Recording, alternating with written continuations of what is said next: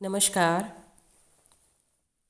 Shrimati Veena, associate professor in chemistry, Shrimati Narmada Devi Bihani, government PG college Nohar, district Hanumangarh.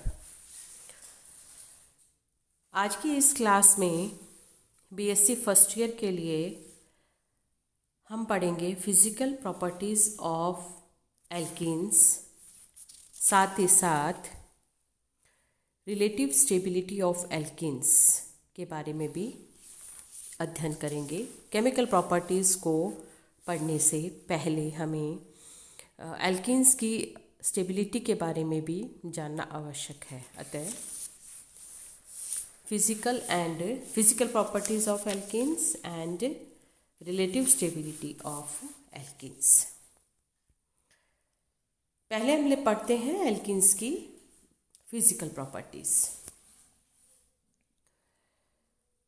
तो alkenes के जो भौतिक गुण हैं वो संगत एल्केन्स के समान ही होते हैं। कुछ डिफरेंस है, क्योंकि बेसिक डिफरेंस तो यही है कि एल्केन एक सैचुरेटेड हाइड्रोकार्बन है, जबकि एल्कीन्स अनसैचुरेटेड हाइड्रोकार्बन है। द्विबंध की इसमें उपस्थिति होती है। तो पहला पॉइंट आता है इनकी भौतिक अवस्था, फिजिकल स्टेट। तो कम अणु भार वाली एल्कीन्स, जिसमें 2 से 4 कार्बन एटम्स युक्त एल्केन्स कमरे के ताप पर गैस होती हैं, गैस अवस्था में होती हैं। अगले 14 सदस्य कार्बन नंबर 5 से 18 तक जो एल्कीन्स हैं ये लिक्विड स्टेट में होते हैं, और इससे अधिक कार्बन संख्या वाली एल्कीन्स ठोस अवस्था में होती हैं। नेक्स्ट पॉइंट आता है सॉल्युबिलिटी। तो एल्कीन्स पानी में घुलनशील नहीं हैं, परंतु कार्बनिक विलायकों जैसे अल्कोहल, ईथर, कार्बन टेट्राक्लोराइड आदि में घुलनशील है। डेंसिटी का अगर हम देखें, घनत्व, तो ये पानी से हल्के होते हैं। इनका घनत्व 0.8 से भी कम होता है। नेक्स्ट पॉइंट है melting points and boiling points. तो एक सजातीय श्रेणी में एल्कीन्स के melting and boiling points molecular weight बढ़ने के साथ साथ बढ़ते हैं। और अगर हम कंपेयर करते हैं ब्रांच्ड एल्कीन तथा अनब्रांच्ड एल्कीन में, यानी स्ट्रेट चेन वाली एल्कीन्स में, तो ब्रांच्ड एल्कीन्स के melting point straight chain alkene से कम होते हैं। और इसी में मेल्टिंग एंड बॉइलिंग पॉइंट में अगर हम सेकंड पॉइंट देखें, तो एल्कीन्स का मेल्टिंग पॉइंट संगत एल्केन्स से अधिक होता है। इसका कारण है एल्कीन अणुओं के मध्य अधिक आकर्षण बल, इंटरमॉलिक्यूलर अट्रैक्टिव फोर्स का पाया जाना, जिसकी उत्पत्ति इन अणुओं में उपस्थित पाई बंध के पाई इलेक्ट्रॉन्स की गतिशीलता के कारण उत्पन्न द्विध्रुव से है, इंड्यूस्ड डायपोल से है। मैं पुनः इस लाइन को रिपीट करती हूँ कि एल्कीन्स का मेल्टिंग पॉइंट संगत एल्केन्स से अधिक होता है। कारण है एल्कीन्स के अणुओं के मध्य इंटरमॉलिक्यूलर अट्रैक्टिव फोर्स का पाया जाना, जो जिसकी उत्पत्ति होती है एल्कीन्स के अणुओं में उपस्थित पाई बॉन्ड्स के पाई इलेक्ट्रॉन की गतिशीलता, जिसके कारण उसमें द्विध्रुव जो इंड्यूस्ड डायपोल है वो उत्पन्न हो जाता है। तो ये थे कुछ इनके भौतिक गुण। नेक्स्ट टॉपिक है रिलेटिव स्टेबिलिटीज ऑफ एल्कीन्स, एल्कीनों का आपेक्षिक स्थायित्व। तो एल्कीन्स का स्थायित्व उनकी हाइड्रोजनीकरण ऊष्मा यानी हीट ऑफ हाइड्रोजिनेशन से संबंधित होता है। हाइड्रोजिनेशन रिएक्शन एक एक्सोथर्मिक रिएक्शन है, यानी जिसमें एनर्जी रिलीज होती है, एक्सोथर्मिक रिएक्शन है।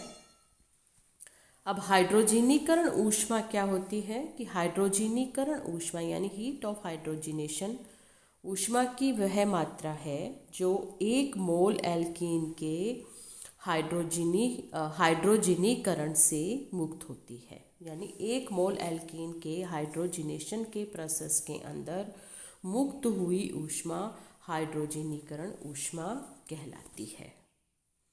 एक सिंपल रिएक्शन आप देखें जिसमें एल्कीन का हाइड्रोजनीकरण को दर्शाया गया है। ये शीट पर आप देख रहे हैं जिसमें एल्केन बनते हैं और इसमें एनर्जी रिलीज होती है, डेल्टा एच के रूप में उसे लिखा जाता है। अब यहाँ इस रिएक्शन में आप एनर्जी का जो बैलेंसिंग है वो देखिए कि किस प्रकार से, क्योंकि ये एक एक्सोथर्मिक रिएक्शन है, यानी कुल मिलाकर जो डेल्टा एच की वैल्यू है वो इस रिएक्शन के लिए है 30 किलो कैलोरी पर मोल। तो आप रिएक्टेंट में देखें कि कितनी एनर्जी यहाँ कंज्यूम हुई और प्रोडक्ट्स में कितनी एनर्जी रिलीज हुई।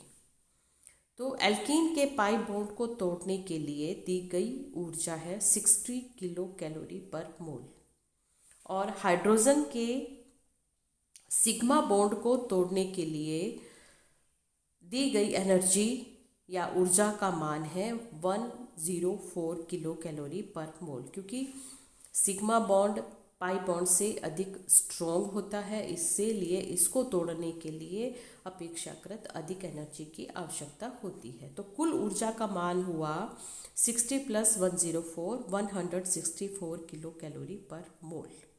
इतनी एनर्जी पाई बॉन्ड तथा हाइड्रोजन के सिग्मा बॉन्ड को तोड़ने के लिए कंज्यूम हुई। अब प्रोडक्ट्स में आप देखें कि एक पाई बॉन्ड के टूटने के पश्चात 2 CH सिग्मा बॉन्ड का निर्माण होता है, और जिससे जो मुक्त ऊर्जा का मान है वो है 194 किलो कैलोरी पर मोल। तो हाइड्रोजनीकरण ऊष्मा will be equal to 194 minus 164, that is 60 kilo calorie पर मोल। तो हाइड्रोजनीकरण ऊष्मा का एल्केन के स्थायित्व से निम्न प्रकार से संबंध होता है। स्थायित्व इज प्रोपोर्शनल टू 1/डेल्टा H। मैं पुनः देख रहे हैं आप, पुनः मैं रिपीट करती हूँ कि हाइड्रोजनीकरण ऊष्मा और एल्कीन का स्थायित्व में जो एक रिलेशनशिप है, दैट इज स्थायित्व यानी stability is directly proportional to 1/डेल्टा H। इस प्रकार से यदि किसी एल्कीन की हीट ऑफ हाइड्रोजिनेशन अधिक है, यानी डेल्टा H का मान अधिक है, तो उस अणु से संबद्ध ऊर्जा अधिक होगी तथा वह अणु कम स्थायी होगा।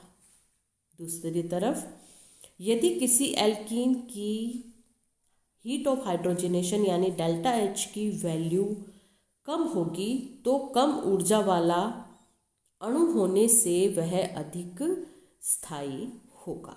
इस रिलेशन से हम स्थायित्व और हीट ऑफ हाइड्रोजिनेशन के बीच में रिलेशन को हम कैलकुलेट कर सकते हैं और ये निकाल सकते हैं कि कौन सी एल्कीन अधिक स्थायी है तथा कौन सी एल्कीन कम स्थायी है। दो रिएक्शन आप देखें, इथाइलिन का हाइड्रोजनीकरण जिससे एथेन बनता है और डेल्टा H की वैल्यू है 32.8 किलो कैलोरी पर मोल। प्रोपीन के हाइड्रोजनीकरण से प्रोपेन के निर्माण के पश्चात डेल्टा H का मान है 30.1 किलो कैलोरी पर मोल। इन दोनों रिएक्शंस के लिए ही 1 मोल हाइड्रोजन काम में ली जाती है। और इस प्रकार से अगर हम देखें, इन दोनों की तुलना करते हैं तो प्रोपीन इथीन की तुलना में 2.7 किलो कैलोरी पर मोल अधिक स्थायी है। यानी प्रोपीन की डेल्टा एच की वैल्यू 2.7 किलो कैलोरी पर मोल कम है इथीन की तुलना में, इसलिए प्रोपीन अधिक स्थायी होगी। अब प्रोपीन के स्थायित्व को हम हाइपर कॉन्जुगेशन के आधार पर भी समझा सकते हैं। हाइपर कॉन्जुगेशन के आधार पर, हाइपर कॉन्जुगेशन के कारण इनमें अनुनाद पाया जाता है हाइपर कॉन्जुगेशन के कारण। और एथीन में हाइड्रोजन परमाणु के स्थान पर मैथिल समूह प्रतिस्थापित होने पर, यानी वो प्रोपीन हो जाता है, तो हाइड्रोजनीकरण ऊष्मा का मान कम होता है और स्थायित्व इसका बढ़ जाता है। अब हीट ऑफ हाइड्रोजनेशन तथा स्टेबिलिटी, ये दोनों एल्कीन्स की संरचना से संबंधित होते हैं। तो इस प्रकार से हम निम्न निष्कर्ष निकाल सकते हैं। 2 पॉइंट के माध्यम से हम स्टेबिलिटी को पर हम उसकी व्याख्या कर सकते हैं एल्कीन की। पहला है प्रेजेंस ऑफ एल्काइल ग्रुप, तथा सेकंड पॉइंट आता है इसमें ओरिएंटेशन ऑफ एल्काइल ग्रुप्स। तो इन दो बिंदुओं के माध्यम से हम एल्कीन्स की स्टेबिलिटी की व्याख्या कर सकते हैं। तो पहले हम लेते हैं इसमें प्रेजेंस ऑफ एल्काइल ग्रुप्स। तो हम देखते हैं कि ब्रांच्ड और अनब्रांच्ड एल्कीन्स की अगर हम तुलना करते हैं तो अधिक शाखित एल्कीन्स की हीट ऑफ हाइड्रोजनेशन की वैल्यू कम होती है। अतः अधिक प्रतिस्थापी एल्कीन अधिक स्थायी होती है। ये प्रतिस्थापित एल्कीन हम किसे मानेंगे? वह प्रतिस्थापित समूह जो द्विबंध वाले कार्बनों पर अधिक संख्या में एल्काइल समूह जुड़े हों, यानी डबल बॉन्डेड कार्बन पर एल्काइल समूहों की उपस्थिति एल्कीन्स की स्थायित्व को प्रभावित करती है, क्योंकि अधिक शाखित एल्कीन की हीट ऑफ हाइड्रोजनेशन की वैल्यू कम होती है। तो इन कुछ एग्जाम्पल हैं आपके सामने। पहला है एथीन, जिसमें डेल्टा एच का वैल्यू है 32.8 किलो कैलोरी पर मोल। प्रोपीन में है 30.1 किलो कैलोरी पर मोल। नेक्स्ट आप देख रहे हैं आइसोब्यूटाइलिन में है 28.4 किलो कैलोरी पर मोल। और उसके बाद अब नेक्स्ट एल्कीन में है 26.9 किलो कैलोरी पर मोल। तो हम जैसे जैसे एथीन से लास्ट एल्कीन तक पहुंचते हैं, द्विबंधित कार्बन परमाणुओं पर मिथाइल समूह की संख्या बढ़ती जा रही है। प्रोपीन में द्विबंधित कार्बन पर एक मिथाइल जुड़ता है। नेक्स्ट एग्जाम्पल में उस कार्बन पर 2 मिथाइल समूह जुड़े हैं, और लास्ट वाले एग्जाम्पल में आप देख रहे हैं उनके अंदर दोनों द्विबंधित कार्बन एटम्स पर 2-2 मिथाइल समूह जुड़े हैं, यानी अधिक शाखित एल्कीन है। तो इसका स्थायित्व इस प्रकार से है, जिसकी हीट ऑफ हाइड्रोजनेशन की वैल्यू सबसे कम है वो सबसे अधिक स्थायी होगा। और इस प्रकार से हम एग्जाम्पल 1 से एग्जाम्पल 4 तक हम इसके एल्कीन्स के स्टेबिलिटी के क्रम को निर्धारित कर सकते हैं। नेक्स्ट पॉइंट आता है वो है orientation of alkyl groups. Alkenes की एक प्रॉपर्टी है कि वो जियोमेट्रिकल आइसोमेरिज्म का प्रदर्शन करते हैं, ज्यामितीय समावयवता का प्रदर्शन करते हैं क्योंकि इनके अंदर कार्बन कार्बन द्विबंध का प्रतिबंधित घूर्णन पाया जाता है। और एल्कीन्स दो आइसोमर की रूप में रहते हैं, सिस आइसोमर्स एंड ट्रांस आइसोमर्स। अगर हम इन दोनों आइसोमर्स के स्थायित्व की तुलना करते हैं तो ट्रांस आइसोमर्स सिस आइसोमर्स से अधिक स्थायी होते हैं क्योंकि इन आइसोमर्स में स्टेरिक हिंड्रेंस तथा वंडरवाल स्ट्रेन सिस आइसोमर की तुलना में कम होता है। इसीलिए ट्रांस आइसोमर्स सिस आइसोमर से अधिक स्थायी होते हैं। अब इसको हम सिस 2 ब्यूटेन तथा ट्रांस 2 ब्यूटेन की हीट ऑफ हाइड्रोजनेशन वैल्यू के माध्यम से समझ सकते हैं। सिस 2 ब्यूटेन के हाइड्रोजनीकरण करने पर जो हाइड्रोजनीकरण ऊष्मा का मान है 28.6 किलो कैलोरी पर मोल, जबकि ट्रांस 2 ब्यूटेन में हीट ऑफ हाइड्रोजनेशन की वैल्यू है 27.6 किलो कैलोरी पर मोल और अंतर आता है 1.0 किलो कैलोरी पर मोल। हीट ऑफ हाइड्रोजनेशन की वैल्यू सिस आइसोमर में अधिक है, ट्रांस आइसोमर में कम है, क्योंकि ट्रांस आइसोमर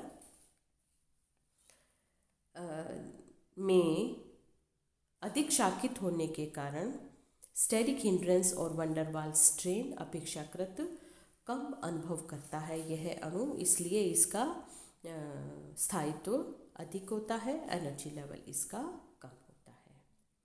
तो स्टूडेंट्स, आज की इस क्लास में हमने दो बहुत ही महत्वपूर्ण बिंदु एल्कीन्स के हमने दो महत्वपूर्ण बिंदुओं के बारे में अध्ययन किया, एल्कीन्स के भौतिक गुण तथा इनकी रिलेटिव स्टेबिलिटी के बारे में। Thank you so much.